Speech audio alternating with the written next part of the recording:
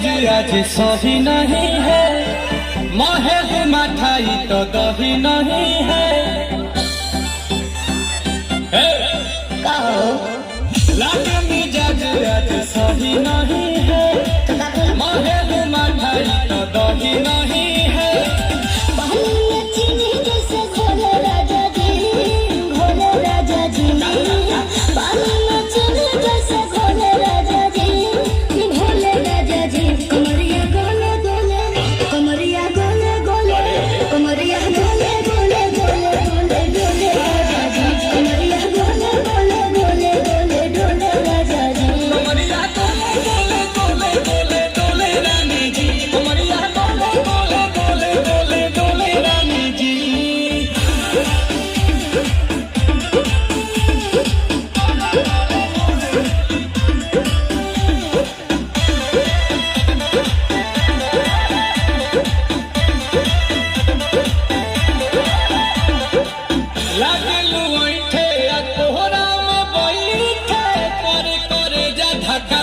Wow.